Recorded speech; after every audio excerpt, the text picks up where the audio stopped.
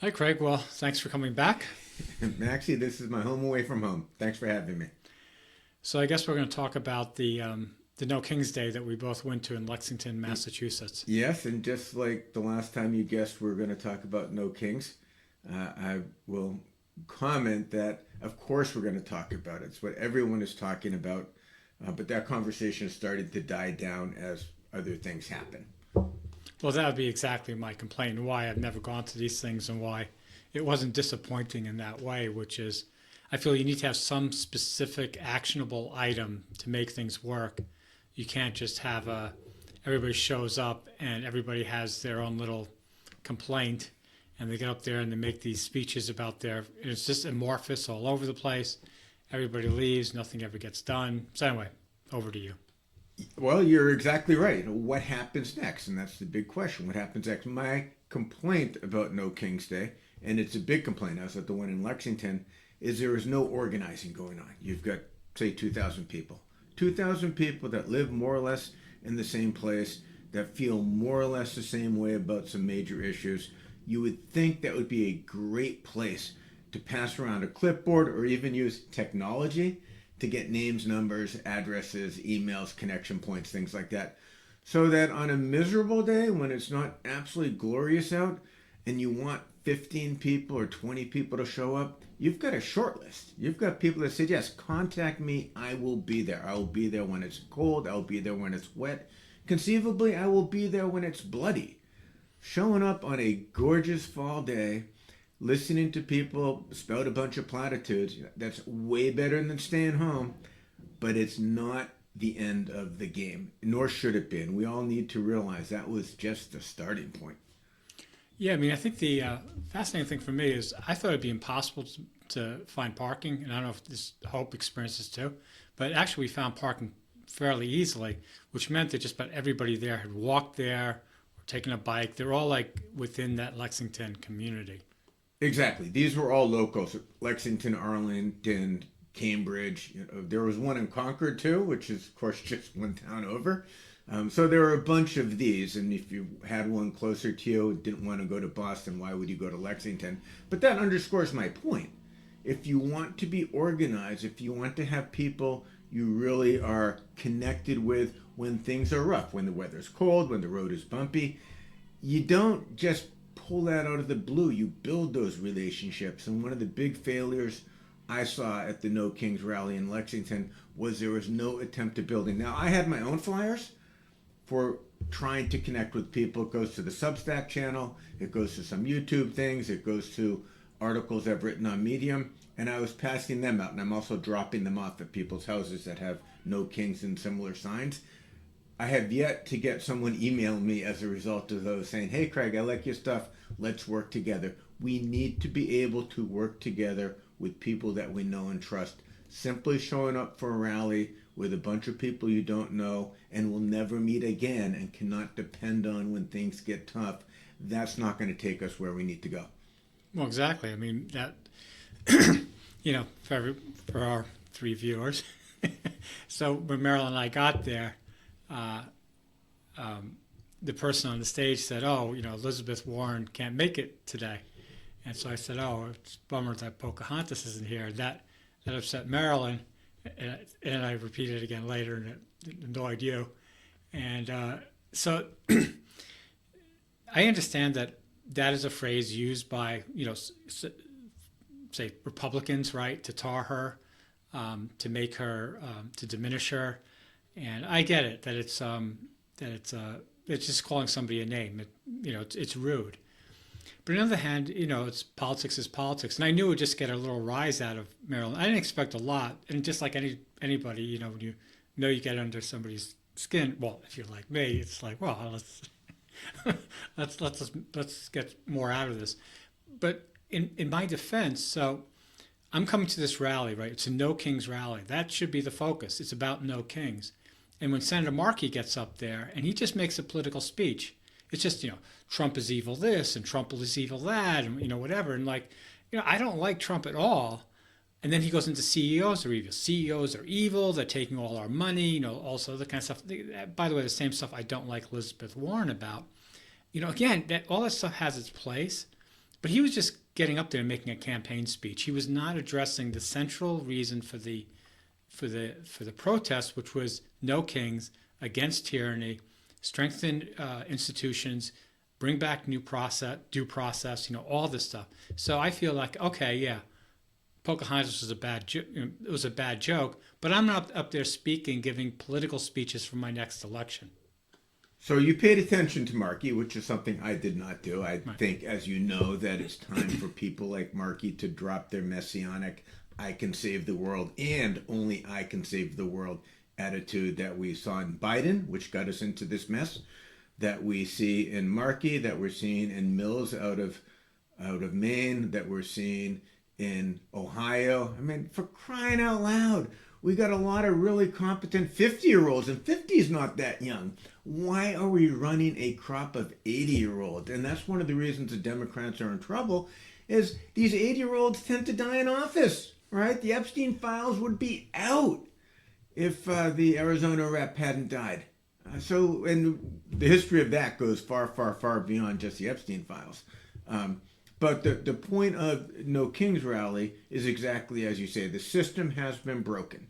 It's been broken for a while, but now Trump has just really shattered it, Trump and Trump's regime. And that is where we need to be looking. We're not looking at any one person. We're looking at a process. We're looking at reform. I'm certainly not looking at Markey. And the idea that we would go to these rallies and come back knowing no one that we didn't know before is really problematic, because you don't build a movement on strangers. You build a movement on people that you can trust. And I think that was a failure there. But we learned this was No Kings 2.0. There are other local standouts in other places. And as people do more of this and get more comfortable talking to strangers and understand what's at stake, I think we'll see more. So No Kings had a lot of people, and that was good. Didn't have enough people, and those people didn't organize enough. And that was a little bit problematic.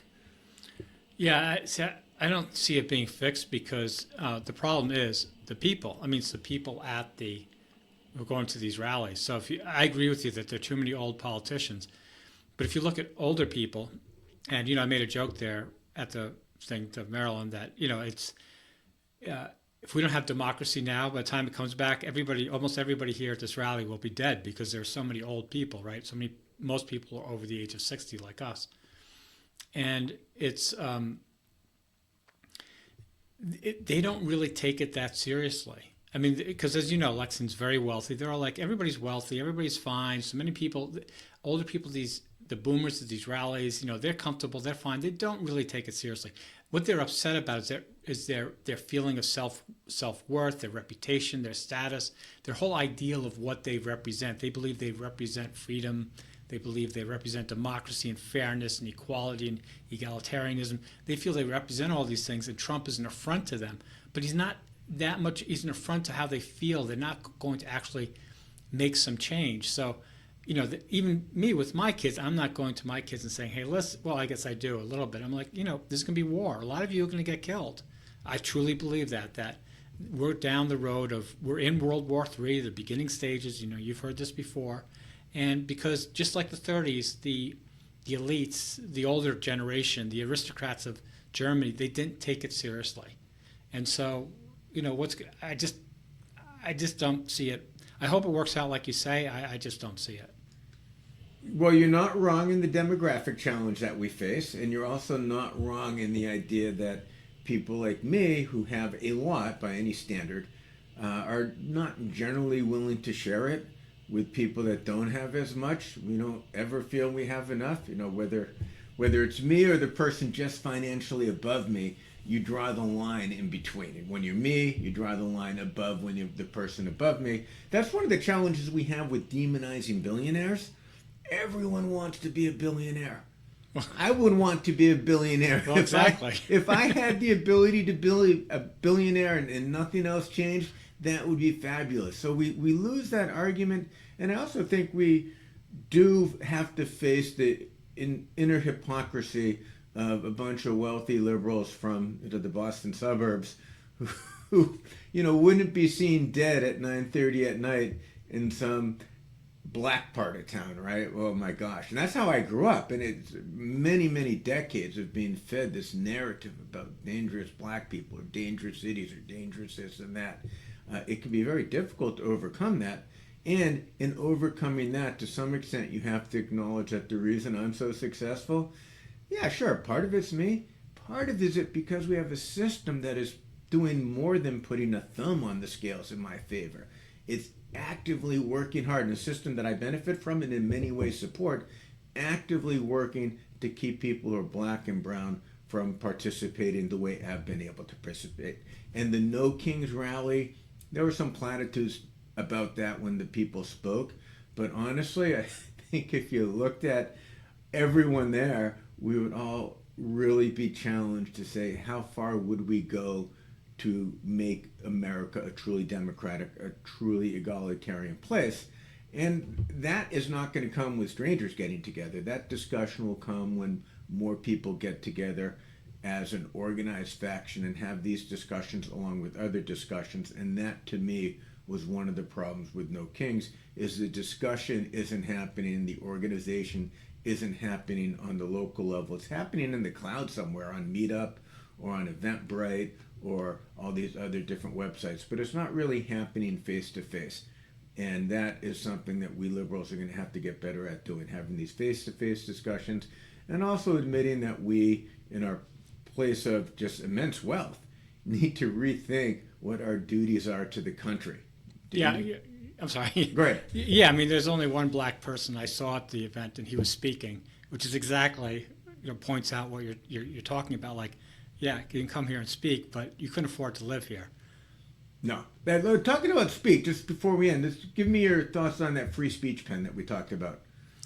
Yeah, so you told me about this free speech pen, and I did a video on, they cordoned off an area with these fences, and they put free speech area. And I thought it was interesting, there was nobody in there. And I didn't know if it was a joke. I didn't know if they were doing it like, if you're going to be a fascist, then come be a fascist over here. Don't, if you don't want to be with the crowd or whatever. Anyway, I just thought it was interesting. I went in there, I was the only one in there. But it's really weird. I felt very comfortable. I felt like this is my space. Nobody wants to talk to me. Nobody wants to hear what I have to say. I'm just spouting obnoxious jokes or whatever, and I'm here in the free speech pen. But I think it's a negative to me that there weren't. I mean, it goes to your point, like why weren't more people talking? Why weren't there more people going into the free speech pen and looking for somebody to disagree with them, to have a conversation with them? So that's basically what it told me, is that they set up the free speech pen, but again, like you had pointed out, there wasn't an effort to say, hey, do you want to argue with a Republican? They're in the free speech pen. Go have a conversation with them. I shouldn't say argument, right? So there wasn't any push to do that. I did like it. I thought it was a great idea. But anyway, that was my experience with the free speech pen. I think we've probably gone on long now. So. All right. Well, we'll talk about this in the future. So I think the No Kings rally was a good day. It was a good start. It by no means is the end point. And I'll just, as I will frequently in these talks, go back to the Civil War, really any war, which is at the First Battle of Bull Run, the wealthy of Washington, D.C., took their carriages and their lunches and went to watch the battle, because, of course, that was going to be the only battle, and then the war would be over and the North would have won. It was a horrible rout for the North. The war dragged on for another 4 years. Hundreds of thousands of people have died. And we still, to this day, keep thinking it's going to be an easy war. It's going to be a quick war. It's going to be a fast struggle. These struggles are never ending, never, ever ending. And I think we have to understand that. And that will help us realize that it's important to talk to your neighbor. It's important to meet new people. And it's also important to explore new ideas about what you're struggling for. So thanks for having me, Max. Yeah, it was a pleasure. And till next time. Okay.